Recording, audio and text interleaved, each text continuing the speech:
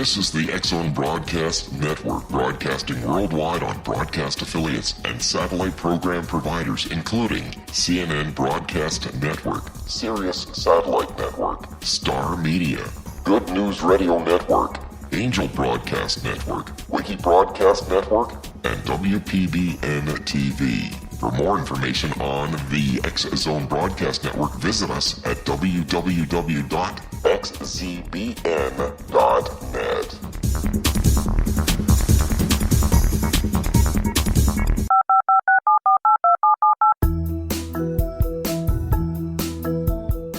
Did you know that when you're on the road with limited data or Wi-Fi, you can still listen to the X-Zone Radio Show with Rob McConnell, The Science of Magic with Gwilda Wiyaka, X-1, Dimension X, Space Patrol, and every minute of the X-Zone Broadcast Network by calling 213-401-0080, courtesy of Audio Now. No smartphone, app, or internet needed. It saves your data plan, and it's free if you have unlimited minutes. Call 213-401-0080 to listen on any phone, anytime, anywhere. Remember, 213-401-0080 for the best of the paranormal, parapsychology, and sci-fi radio programming anywhere, 24/7, 365.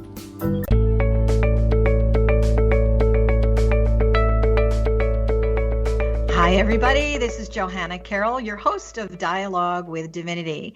Our show is really committed not only to entertain you, but to bring you the wisdom keepers of our time and to have some fun at the same time. So for 30 years, I've been doing spiritual counseling. I also am an author, and I'm so happy today to have a fellow author who really is writing about things that are close to my heart and soul, which is romance, time travel, and reincarnation. So let me tell you a little bit about our guest. Deanna Jewel lives in the Pacific Northwest, and she writes multi-genre romance novels since 1991. She enjoys writing time travel and historical romance, and she's not afraid to talk about reincarnation in her books. She also works in her family business for over 23 years with her husband. So this is a woman who's got two jobs, like many of you. When she's not writing, Deanna enjoys gardening and traveling, where she finds new story locations and characters. She has two Siamese cats, Zoie and Sinbad, who keep them entertained, and Deanna loves hearing from her readers. So, Deanna, welcome to the X-Zone, and also welcome to Dialogue with Divinity. Thank you, Johanna. I'm happy to be here. So, I love the fact you are a girl after my own heart, because for many years I had two full-time jobs, so I can understand what that's like. So how do you actually find time to do your writing? I know you said you've got all these characters that are talking to you, and you've got your one accounting job, and then you've got your writing job. So how do you actually find the time? Are you writing in the evenings? I usually write in the morning before I go to the office. I'm at the office at 12, 1 o'clock, something like that. During tax season, we're there till midnight. So my mornings are for me and my writing and marketing and talking to readers. So let me ask you a question. I know you've got about 5 books out there, and obviously lots more to come. And it's actually called the Surrender series of romance novels. Is that right? Yes, it is. Okay. So how did you, obviously I think we all love romance, and I certainly love reincarnation, but how did you get started in blending these two together? I'm very curious about that. Reincarnation seems to be a thread that goes through all of my books. It wasn't planned that way. It's just something that happened. I think we all lived before, and to be able to bring that into my books, time travel seemed the easiest way to make that happen, to show that she did live before. Their souls are reincarnated in current times in book 2. Okay, so you in the series that you're doing, is it a continuation of the same story that seems to grow and grow, kind of like really what reincarnation really is? We come back, we do it again. Is that what's happening here? Okay. Yes, it is. When you think of reincarnation, and maybe this is part of the characters in your book, why do they have the desire or the need to actually reincarnate? And why do you think we as people do as well? I think our souls travel through time. Okay. And they just connect with the souls that they were with in the previous life. I know not everybody believes that, but I do. Okay, I believe that. So we're on the same page with that. Do you feel that, we live in all these multidimensional realities? Do you feel that in terms of the sense of time travel, are these characters in your book as characters living on the earth? Are we living in different time aspects at the same time that are concurrent? Or do you find that we go from one to the other to the other? Do we go back and forth? I don't think that we go back and forth, but we learn in our past life to do better and connect better with people in upcoming life. Okay. So there's been a lot of talk about past life regression and reincarnation. I know we've been very fortunate to have some wonderful experts in that field on our show, Dialogue with Divinity. When you think about reincarnation and past lives, and then you're creating these characters, how are they talking to you about what they want to bring forth? I mean, is this a continuation of the same story, or are they improving completely in a different time zone? I'd like to think that they're improving in the time zone they're in. Okay. And then some of the characters that they were with in their past life don't always come back as humans. Some come back as animals and pets to still be around us. All right. I know that the animal kingdom is alive and very well, and certainly happening in lots of multidimensional realities, heaven, universe, whatever you wish to call it. So do you actually take a physical character and then they become the personality of an animal that there's a relationship with in the next book in your series? That's exactly what I did, yes. Okay, great. So we're going to go to a break in a few minutes, but I know that obviously this is romance novels. I mean, and everyone thinks that they're absolutely connected to one soulmate on this earth. What are your beliefs in that? Do you think that we have more than one soulmate, or does this soulmate follow us from one lifetime to the other? I'm curious about that too. I think we might have more than one soulmate, but there's a small group of them that you meet throughout each life that we do. Yeah. If that makes sense to people. Uh-huh. Well, I know in my own spiritual teachings, I believe we have anywhere from 5 to 7 soulmates that are on assignment to us. And we're going to hold that thought. We're going to take a quick break. This is Johanna Carroll. We're speaking with Deanna Jewel, who is all about romance, reincarnation, and time travel. So we're going to be right back. So don't go away.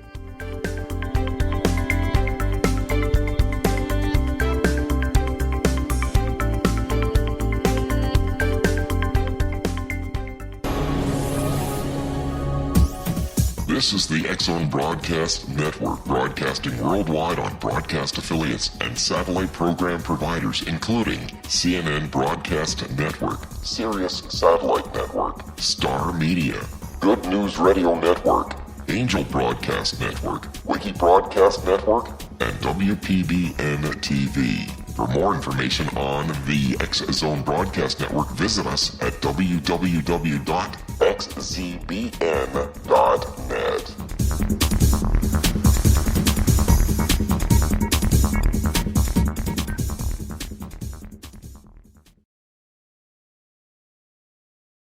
How would you like to be able to read other people's minds? Well, the next best thing is here. When you know how to read a person's name, you know how the person thinks, feels, and behaves. Each letter in our name holds a key to unlock our true essence. Our name contains both our gifts and challenges in this lifetime. Mnemology science discovers personality secrets hidden in the placement of the letters of our names, including the first and last impression people remember about us. Sharon shows us how to interpret the arrangement of letters as outlined in her book, Know the Name, Know the Person.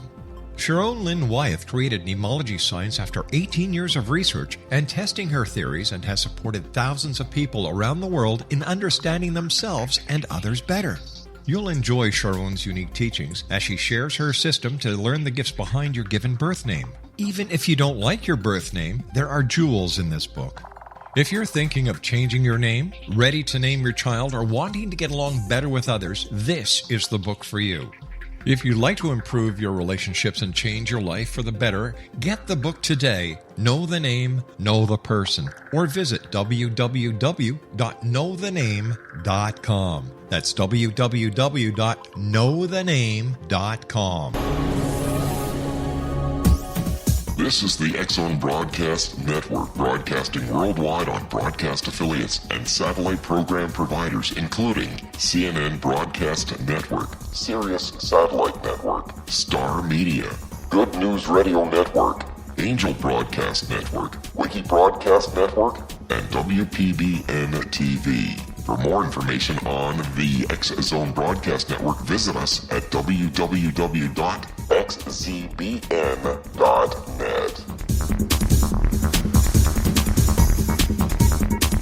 Afterlife expert Roberta Grimes was the first one to say that dying can be fun. Now her best-selling book, The Fun of Dying, is available in stores worldwide. So if you wonder whether death ends life, how it feels to die, or what heaven might be like, The Fun of Dying was written for you. And if you have always been afraid of death, or if you worry that your life has no meaning, let The Fun of Dying ease your fears and bring new meaning to your life. Nothing said in The Fun of Dying is based on the teachings of any religion. Instead, Roberta draws on evidence to explain how death happens, how it feels, and what comes next. A lot of the best death-related evidence was produced in the first half of the 20th century. When it is put together with recent discoveries, it tells a consistent and amazing story. Roberta Grimes blogs and answers questions at robertagrimes.com. Her wonderful book, The Fun of Dying. Hi, everybody. It's Johanna Carroll with Deanna Jewel. We are talking today about romance and reincarnation. You can find all of our information about our shows on my website at johannacarroll.com. And also, please make sure you look at the listing of all of our wonderful hosts at xzbn.net. So, Deanna, welcome back. We were talking about soulmates. This is such an interesting subject. I have so many people over the last 30 years that have called and said, who is my soulmate? Or they felt that they have met someone who they believe is their soulmate, and yet they're sort of a trickster around all of that. So why do you think people are so invested in the discovery of that? Is that going to make them whole again, happy again? What's that journey all about with the soulmate? I'd like to think that it makes you happy again. And in my stories, it happens like deja vu. You feel a kindred spirit with somebody that maybe you hadn't known in the current lifetime. And as you get to know them better, you realize that maybe they are the soulmate that you were connected with in the past because you have a lot in common. I've met a lot of people and certainly spoken to enough people that have said, I think I've met my soulmate. And they've only spent like maybe 5 or 10 minutes. So there is sort of that soul recognition that happens. And my own belief is that when someone shows up in your life that is very familiar, on some level, you are recognizing the reflection of your own divinity. So the mate of your soul obviously starts with you. However, it's very common for people to say, oh my gosh, we love the same movies, the same food. And then after the honeymoon period of 3 months is over, it starts to change. So that instant recognition, deja vu, is it a desire? Or do you think it really is something that can occur for individuals, not just in your books, but in real life too? I'm going to say it does happen in real life because I'm in that situation. And our honeymoon period is long gone, but we're still there. Yeah, you've been married together for 18 years. Okay. So when you first met your husband, did you have a deja vu moment? Did you have a soulmate connection? I think we did. We had so much in common because we met on the internet. It's okay to say. Of course. We had a lot in common in our likes and dislikes. Mm-hmm. We completed each other's sentences before we even met in person. Wow. It was nice. It still works, and we're still happy. We work together, and we're finding more about each other every day. You know, I have to tell you, I was married for the second time about 5 years ago, and I had dated a lot and whatnot, and it wasn't that I was out there, where's my soulmate, because I sort of have a different viewpoint on that. as far as the destiny of the divine. But I do remember that when I did meet my current husband, I knew there was something very unique and different about him. It had nothing to do with his looks or anything like that. But I'll tell you what connected me with him, and maybe you had a similar experience. It was the sound of his voice, the vibration. So, there's that connection of the soul that sort of sends out a signal or a frequency that I think people really need to pay attention to on some level. And so it kind of goes in with one of the things that, we're going to chat about a bit today is finding love a second time. And I know in some of the spiritual teachings that I've studied from some of the great masters, and they really do talk about relationships, they say that, the second time around can be better because hopefully you've learned, your mistakes from the first one. So there's a lot more clarity. So this is a theme that's repeating in your books, and I'm assuming in real life on some level. Why do you think finding love a second time is not necessarily better, but has more longevity to it? What is the reason for that? I think we tend to find somebody that is on our level this time rather than the last time. We're not opposites like my first relationship was. He was one way, I was another, which my husband was in the same situation. And now we don't have that anymore. We're on the same page. We know what's going to happen before it even happens almost. It's just kind of strange. And finding love a second time happens with my characters because their first relationships ended badly and they don't think something can happen better for them, and it does. When you're writing, do you think that, are you personalizing a lot of this? This is coming from your own experience, or are you getting guidance from the other side? Because I know one of the things that you said that when you're in your accounting job during the day, the characters in my head don't like it when I don't write. So where is that really coming, that inspiration coming from you? Is it a combination? It is.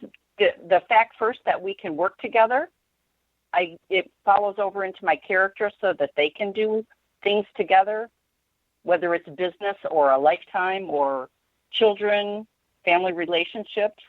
They're just better connected. And when I'm at work, the people I talk to also create character motivation for me. I bet they do. Do they see themselves in your book sometimes? I try not to tell them that. It's a big trade secret, right? Yes. I think a lot of people feel, whether it's through divorce or death or for whatever the circumstances, if they lose their soul mate, that there's, kind of goes back to that second chance of being able to repeat it or having love again in your life. So if someone's listening and they've kind of given up, or they said, I've had a lot of women who are widows say to me, I'll never have another husband like the one I had. So what's the point in even, thinking about it? If you were to be speaking directly to them right now, what's the advice that you would give them? To keep an open heart, because it's going to happen when you least expect it and you're not even looking for it. Did that happen to you? Yes, it did. Because I was not looking. I was not interested in getting into another relationship. Mm-hmm. Well, I also think that in the baby boomer generation, I don't know if you're part of that or not, but I certainly am. Yes. There are a lot of women, and I think it's really beautiful. We've been taught to be very independent. We've been taught to speak our own mind, to earn our own money, to have our own careers, et cetera, et cetera, et cetera. So the way I look at a soulmate is that if you're really open and receptive and you're not making it a job to go out and find a partner, when you surrender to the will of the divine, you actually get out of your own way and you're bringing someone in that's an interdependent relationship. It's very healthy, actually, because it's a supportive relationship. And for those of you that are listening, men and women, one of the biggest mistakes you can really make is if you start to compare your old love with a new person that might show up, that might really be a wonderful companion or give you a new opportunity. So do you believe, and do you do this when you're building your characters in your books, that there's different kinds of love? Yes, because both of us there are, in our past relationships, things that did work, but there were things that didn't work, and you have to know that the things that did work are still there, and you still have feelings for those other people. But the current relationship, he supports me having my own occupation, having my own ideas. Mm-hmm. He's not threatened by any of that. And I pull that into the strength of my characters in the book for my female characters. I hope I do that for the male. Are you giving the strength of character to the man in a different way in this sort of relevant 2016 world that we're living in right now? How powerful are they as the women, or in what way are they different? They tend to have their own occupations, their own jobs, their own money. They want to be independent, and the men are not threatened by that. Okay. So that means the men within themselves, you're building very powerful characters as well. Right. I hope they come across that way.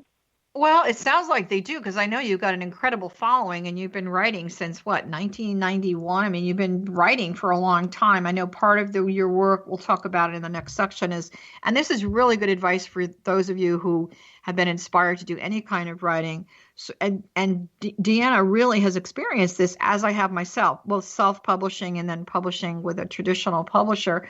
But I want to go back to the whole concept of surrender. So there's something mystical and very magical that happens when we let go, let God, let spirit, let the universe, in my language anyway, and get out of our own way. Do you think a lot of women have put so many rules and regulations in their head, and possibly men as well, to be a certain way, look a certain way, do things a certain way? There's a real rigidity that comes with that. In your characters and what you've observed yourself in real life, what kind of flexibility is really needed to be open and receptive, and to really surrender to the will of the divine, so that that soulmate, that divine complement, really can show up? It comes with a mentality that you don't always have to be first or on top or in front of the line or ahead of everybody else. Step back and look at what is going on around you, and know that you can still be top and still be up there with everybody, but not have to be right out in front and in everybody's face. Surrender to let everybody else have a part of it too.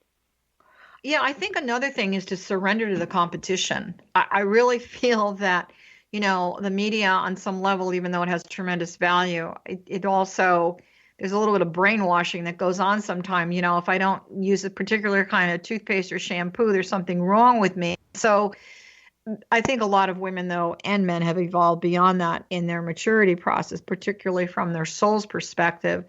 And yet, I know sometimes a lot of women will say, well, look at this couple, and look, everybody's happy and in a relationship but me. But the reality is you're not in that relationship. So stop comparing yourself. Right. So in terms of, the whole concept of surrendering to the will of the divine, when you're doing your writing and even in your own personal life, what did you need to let go of? What did you need to surrender to? And what did you need to stop personally comparing yourself to? Maybe making sure that I'm heard in everything, that my thoughts are always right, because they're not.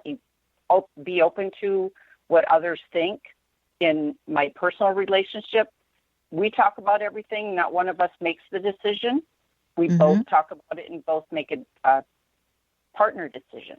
Yeah, so that to me is a mate of the soul, or a divine complement. You're really partnering in a very healthy way. Also, one of the things, let me ask you a question, because this comes up a lot in relationships.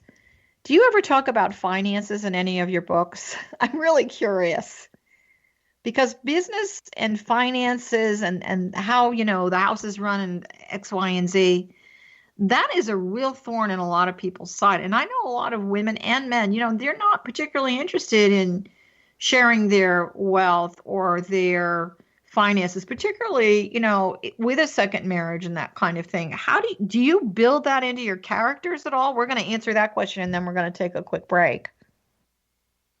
I do have finances in my writing. Good. The men still like to show that their woman doesn't need to work or doesn't have to have a job, but they give them that opportunity to do that if they still want to. Okay, we're going to hold stay that. home. Okay, we're going to hold that thought. We'll be right back.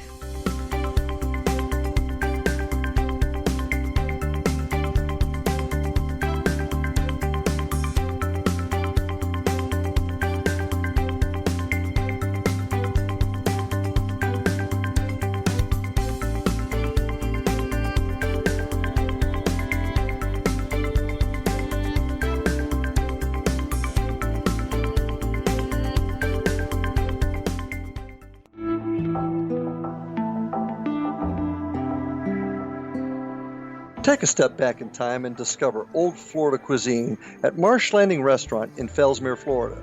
Enjoy delicacies such as frog legs, gator tail, catfish, and swamp cabbage, or enjoy the more traditional cuisine such as hand-cut Angus steaks, ribs, and seafood.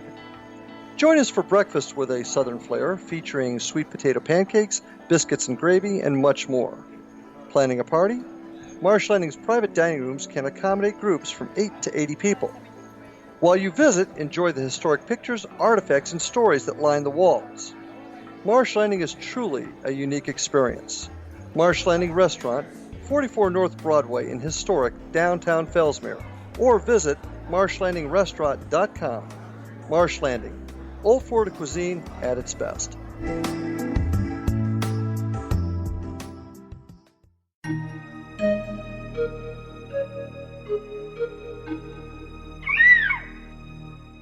While science pursues fact, magic accesses the quantum level, bridging random facts to form truth. As long as science and magic remain separate and polarized, the truth cannot be known. I'm Gwilda Wiyaka. Join me on the Science of Magic radio program, dedicated to unification and evolution of consciousness. During each episode, I'll be speaking with experienced and respected scientists and mystics. From astrologers to astronomers, from medical doctors to shaman, the scientific method to dowsing and intuition, we'll weave together information from seemingly divergent practices to promote unity and enlightenment. Join me, Gwilda Wiyaka, and the Science of Magic right here on the Mutual Broadcast Network. For more information, visit www.thescienceofmagic.net.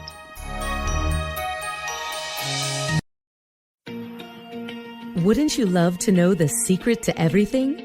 Well then, meet Dr. Kimberly McGeorge and her cutting-edge breakthrough knowledge that combines science with possibility. Dr. Kimberly brings real-life answers and healing to those open to alternative solutions. She teaches solution-based programs and classes that will change all areas of your life forever. Specializing in conscious creation, intuitive readings, and energy medicine, you can rapidly shift health, relationships, business, and money and abundance challenges quickly.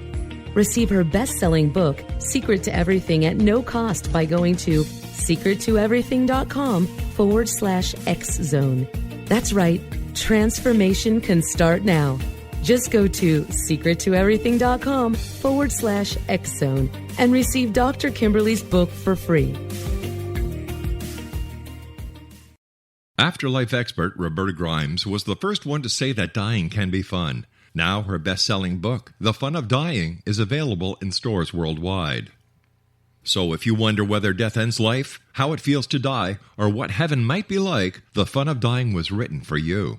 And if you have always been afraid of death, or if you worry that your life has no meaning, let The Fun of Dying ease your fears and bring new meaning to your life.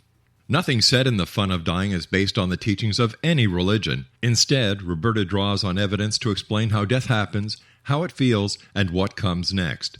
A lot of the best death-related evidence was produced in the first half of the 20th century. When it is put together with recent discoveries, it tells a consistent and amazing story. Roberta Grimes blogs and answers questions at robertagrimes.com. Her wonderful book, The Fun of Dying. Welcome back, everyone. This is Johanna Carroll. We're having a great conversation about relationships, romance, reincarnation, time travel, and we're talking about money right now. So for those of you that are concerned about being in a relationship, either once again or the relationship that you're in right now, one of the subjects that comes up a lot for me in my spiritual counseling that I do is the issue of finance. And Deanna, that was really interesting before we went to break, because the way you're developing your character is the woman is independent. She has her own money, etc., which is great. And the man obviously is powerful and independent as well. But the man, if I'm hearing you correctly, it's not important to him whether the wife, has her money. He's fine with her staying home. Isn't that sort of an old paradigm? I'm not saying it's a bad one. It's an old traditional paradigm that, in this day and age, is it really applicable? Are there a lot of women that would like to say, I really don't want to work anymore. I want to stay home. What are your thoughts on that? I think personally I would have a hard time doing that because I'm not somebody who can just sit home and do nothing. I have to have something to do, places to go, people that I deal with. There's still some relationships where one party is more controlling than the other, and that's hard to get through to the couple, I guess, to let each other go their own way once in a while. Yeah, you'll be afraid you're going to lose that person. Yeah, and you use a significant word, controlling, which makes the hair on everybody's head just stand straight up on some level. I know for myself, I have a lot of friends that are retired, and I'm in my late 60s, so I have a lot of friends that are retired, and they do the typical ladies' lunch and bridge and tennis and shopping and all that. I don't know. I think I'd really, for myself, I'm so dedicated to really helping people improve their lives on some level. I would feel like I had really failed if I lived that kind of a lifestyle. And by the way, I'm not saying that that's a bad thing, because I think every once in a while, everybody does need, that break. However, you have a gift of being a writer, and you've been writing for a long time. So I always feel that when you are in your creative self, you're also in your divine self. And when you're in your divine self, there's a lot of joy, and not even satisfaction, but really happiness that does come from the soul, which is its natural state. So I know that you've been writing for a long time, and you first started your writing, you self-published, right? Yeah. Okay, so for those of you that are listening, we're going to shift the relationship dynamic into the relationship of publishing a book. And everyone I know feels they've got a book inside of them somewhere. So this whole segment, we're going to talk about self-publishing, some of the positives, some of the we're going to look at pros and cons and everything. And then we're going to talk a little bit about going to a traditional publisher. Now, I have to tell you that I also self-published my first books. And I remember the first time that I held my first book, I thought, holy cow, I really am an author. So I was kind of proud of myself. So how did you feel when you held your first book in your hand? That's what it feels like. It's like they talk about having the baby and you bring it into being so that other people can share it. It's an amazing feeling to hold your own print book. Yeah, so it is. Those out there that are still writing, keep going. What you put into your words, know that it's going to reach several people out there that are reading it, not just one person. Mm-hmm. And so you did a lot of this yourself. I mean, you did the formatting, the uploading, you even did the cover design, which is amazing. You did everything. So for those people it's a control issue. Oh, why don't we just call it a management issue? There we go. We're going to call it creative management. You were creatively managing your form of art, which was your first book. What was your first book about? I have the one that's out there that's for free is motivational. I believe in the law of attraction, and if you stay positive thinking, do positive things, know things are going to happen good for you. And that book is out there, Unleash Your Inner Strength. It's just a short book, but it will help those that are maybe having a bad day, pick it up and read it. But this is wonderful. Where can they actually find that? That's a wonderful, we're going to talk about. Online.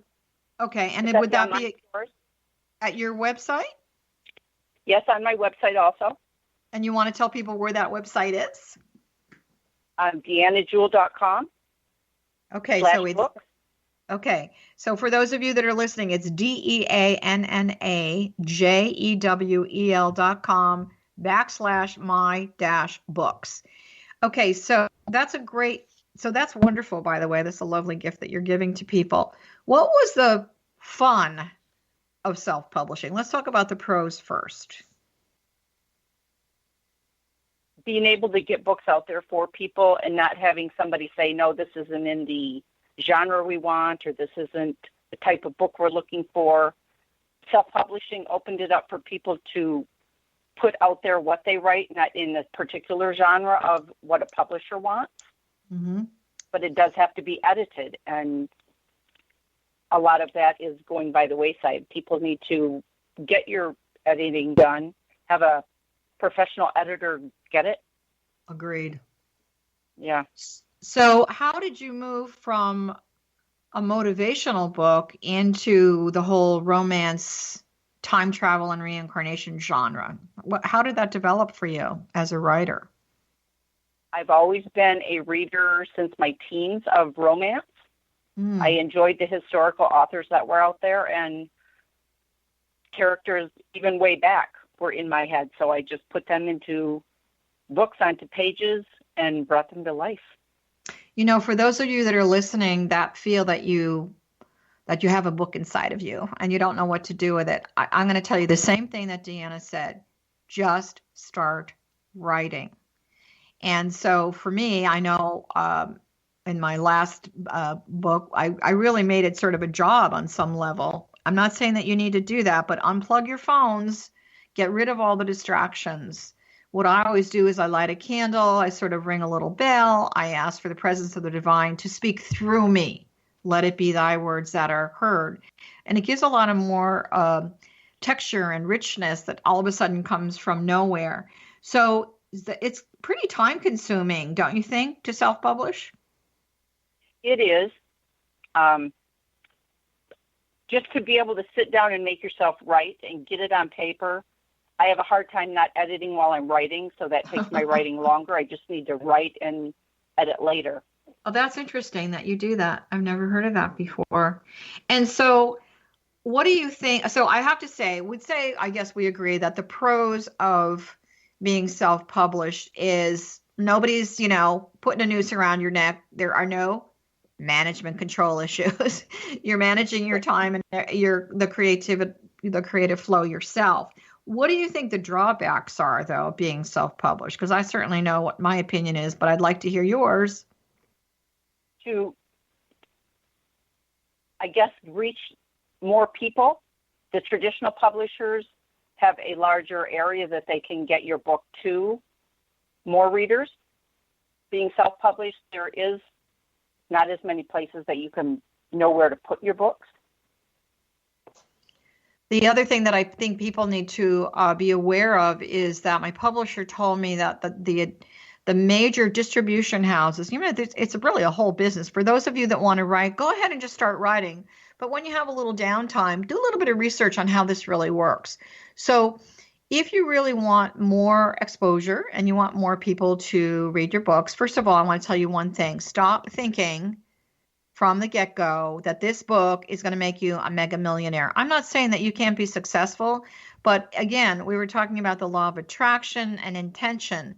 If your intention is to write, to become a millionaire, you do not have the conscious, really manifestation model out there that's going to serve your soul. Would you agree with that, Deanna? Exactly. Yeah. So here's the thing. In the traditional publishing world, books are distributed through distribution houses. Distribution houses stay away from self-published books. As we can well imagine, there's millions and gazillions of them out there. It doesn't mean that they're not good and valuable. But you're not doing yourself a service on some level to go the full self-publishing route. It doesn't mean you can't sit and write and be creative and just let it flow out of you. But if you really want to hit a larger marketplace, if you want to get your books in bookstores, if you want to hit an international market, and it's possible that you have a story to tell that can, going to a traditional publisher who does have those relationships with the distribution houses is really the key to all of that.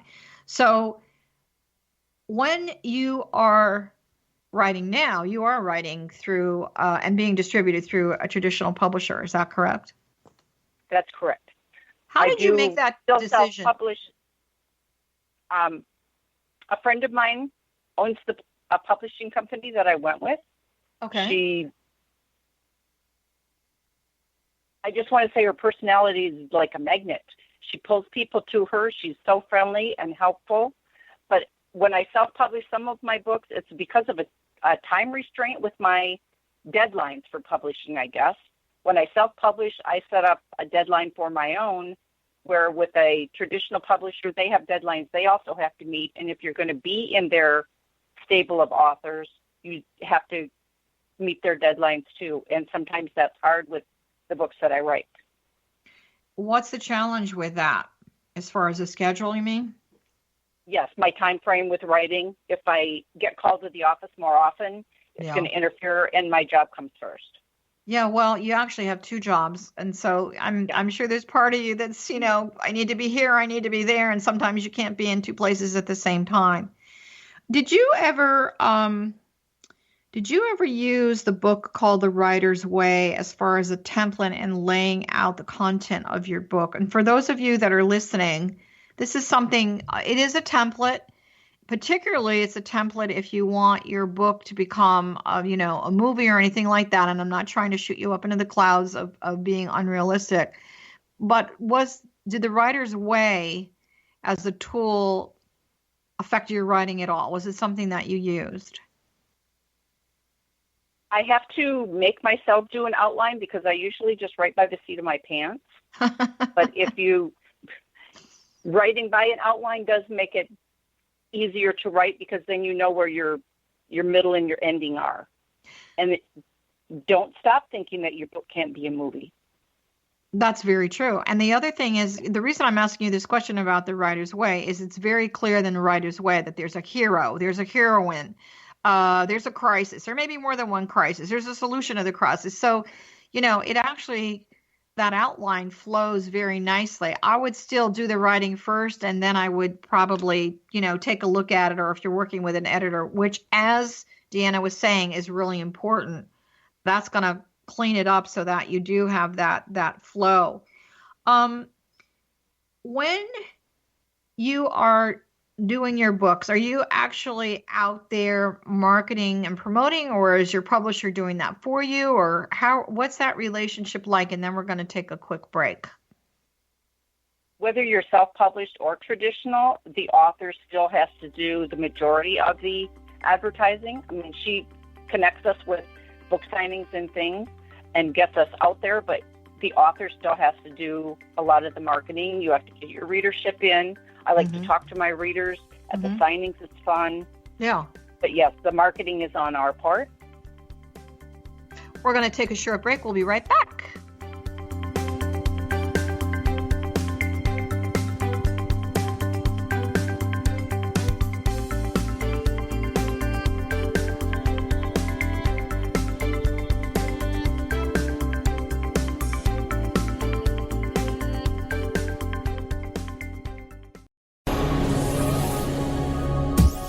This is the X-Zone Broadcast Network, broadcasting worldwide on broadcast affiliates and satellite program providers, including CNN Broadcast Network, Sirius Satellite Network, Star Media, Good News Radio Network, Angel Broadcast Network, Wiki Broadcast Network, and WPBN TV. For more information on the X-Zone Broadcast Network, visit us at www.xzbn.net.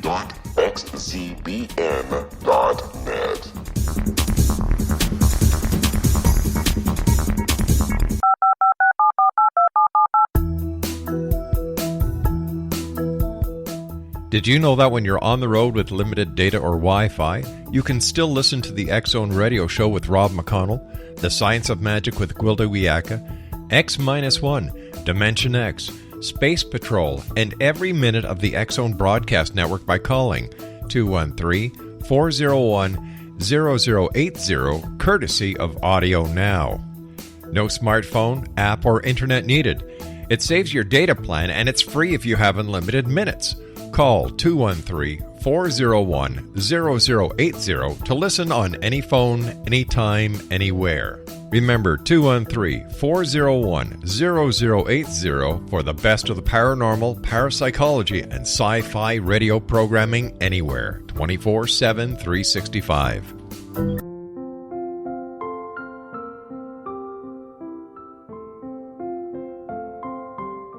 I am Dr. Carl O'Helvey, founder, president of a new cancer foundation focusing on evidence-based physical, mental, and spiritual interventions, including natural cancer cures, prayer, meditation, affirmations, nutrition, and other related holistic cancer prevention and cure modalities. These are used in cancer education, research, and financing care. I ask for your help to continue this important work by donating at www.holisticcancerfoundation.com.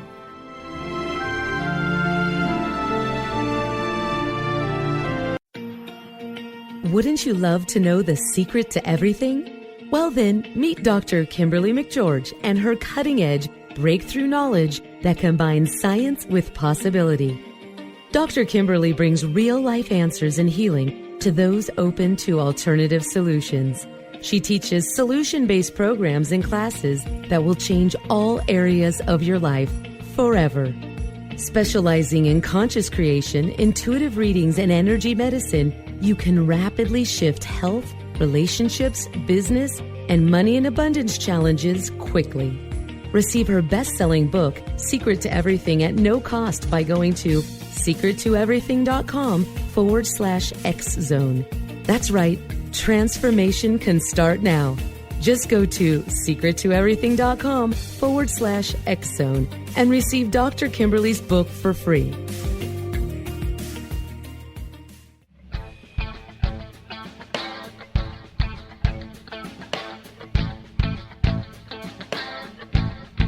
What Happened in Benghazi is revealed by Nicholas Genix, author of Obama, Islam, and Benghazi. He informs the American people that President Obama deceived them by advocating a strong foreign policy prior to the 2012 presidential election, and Hillary Clinton supported this deception.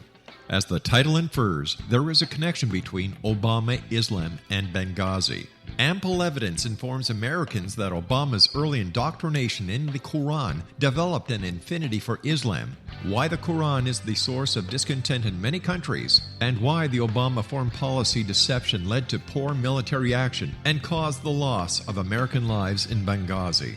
Genix provides 36 questions for the Select Committee on Benghazi to validate if Americans are justified to mistrust President Obama and Hillary Clinton.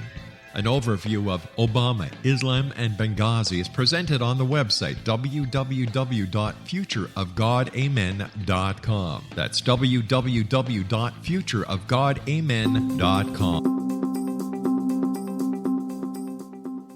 Hi, this is Johanna, and we are back, and we are continuing the conversation, the dialogue with Divinity, with our wonderful author of romance stories, everyone's favorite subject, love, with Deanna Jewel. Deanna, before we went to break, we were talking about, setting the time aside. I think I've talked to so many people that they've been writing for like 100 years, but they've never really actually done anything with it. So for those of you that are listening, I just want you to know, writing for the sake of writing in any kind of a journal, first of all, it's very therapeutic on some level. So understand that the minute you put pen to paper or your hands on that computer, there is a form of a healing that's really happening. Deanna, when you started to write, was there any kind of significant thing going on in your life that really, did your writing get you through to another level? Was there a healing component for you? It did. I was having a lot of back issues, so I was down a lot and I couldn't get out. Writing was just the next step that went along with my reading. Do you feel that when you were doing your writing, I mean, I hate to sound ridiculous, but did your back, your back metaphysically represents the things in the past that kind of follow you around. Did things improve for you? When you were in the creative space, like I always say, when you're in the creative space, you're in the divine space. what changed for you either in your life or your body, your mind, or your spirit?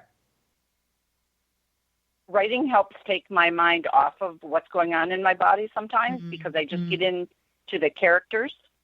So it helps heal, yes. And I wrote for 8 or 10 years before I even got it published. That's interesting. I have to tell you, my first book took me 5 years. My last book took me 4 months. I'm obviously making progress on some level, which is good. So it's a cathartic thing. And, you know, I love to read as well. I grew up with parents that were always reading something. And, you know, I actually try to read about 40 books a year. So there's 2 ways of looking at reading. Sometimes I feel like I'm observing the story, and sometimes I feel like I'm actually in the story. How do you draw the reader in so that they feel like they're walking right beside your character? Is there a trick that you're using? I hopefully make my characters be able to have all readers relate to them on some level. They can't be perfect. They can't have a lot of inner scars that make them not a real character, but all readers should be able to connect with my characters on some level as they read through the stories. Well, I like the fact that, you know, first of all, I love the fact that it's historical, romance, reincarnation, and all of that. But what I really love more than anything about your books is they're relatable, because you're not creating such a fantasy land that you're programming people to think the only kind of love that's really going to work is perfection. So there's some flaws in your characters, which I really, really like. In terms of your character development as you're going on and on, what is the repeated theme? I mean, there's a lot. There's reincarnation. We've known each other before. Is there a goal or is there a teaching to the story, I guess is what I'm saying. I think I have to go back to knowing that there's somebody else out there for you. If you've lost a love before, don't give up. Just know, it's not going to happen if you always look for it either. It happens so one when of the you're not looking. That's true. One of the things, actually, the last book that I wrote was called The Lost Art of Loving. And it had nothing to do with other people, although on some level it did. It had to do with self-love and understanding that you can't get, you know, it really is true. You can only receive love to the level vibrationally and energetically that you love yourself. So, and you've obviously been extremely successful in that with all the readers that are following you. When you develop the story and you're making them powerful characters, how are you presenting so that the reader can really relate to this, that this person is not perfect? What kinds of things are showing up? Flaws that they see in themselves, maybe. They've lost love before and have been distraught. Some have been depressed. But you have to go inside yourself and know you're the best you can be so that other people can see that. And I hope I bring that out through my characters. You know, I know that you do, because first of all, what I really understand about the world of spirit and creation and the law of attraction is all about energy and the harmony of energy. So there is an aspect that like attracts like in the universe. And I'm not necessarily talking about you or your husband or your characters, but it's the wisdom and the information. And so we live in a very ascended age right now where people really are seeking a better way. If we look out in the world, it's very divisive energy. It can be very discouraging, and there's a lot of fear. And so for you to be writing about love, which is our divine state of wholeness, and really encouraging people to, it's not about finding the other person, it's about believing and having faith in yourself. Do you feel that the reason you started writing was to help people have that awareness for themselves? You said not to give up hope and also to believe in themselves. Is that correct? Yes. There's a lot of people out there, maybe even in my own world, that I wish I could just shake them because things are not as bad as they're seeing.